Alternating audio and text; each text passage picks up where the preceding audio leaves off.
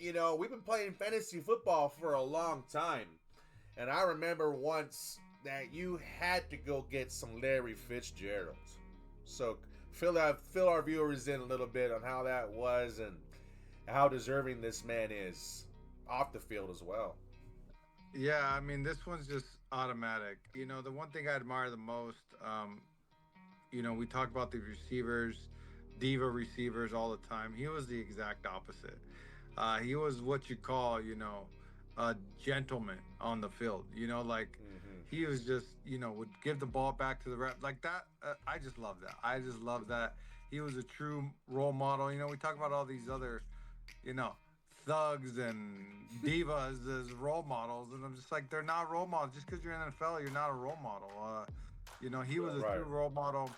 The play speaks for himself. I think he had the best hands, one of the best hands of all time. The guy, if it was in his vicinity, he just made incredible catch after incredible catch. And, second all time in receiving yards, obviously only behind Jerry Rice. But like he was amazing to watch.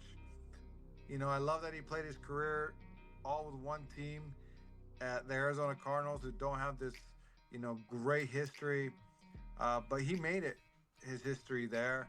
And he gave us one of the best playoff runs ever, one of the best Super Bowls ever. I will never forget it when they played the Steelers. But that whole playoffs, he was on a mission, just, I'm going to go win this thing. And I was so sad that, he got robbed of that. He totally deserves a ring. It's just a madman for, I don't know, he played 17 years, at least 12 of those. Yeah, he was Mm-hmm. relevant. Like you had to go get him. He's gonna get you, 1,000 yards, and 8 to 10 touchdowns. So, So um, much fun. and he did it all with, I mean, he had Kurt Warner for a while, but not the greatest quarterbacks there throughout his whole career either. So, Right. he was amazing to watch, and yeah, I'm happy for him to get in. I will always remember Larry Fitzgerald, and we can talk about the offensive accolades all we want. That Super Bowl play, interception, that's who Larry Fitzgerald was.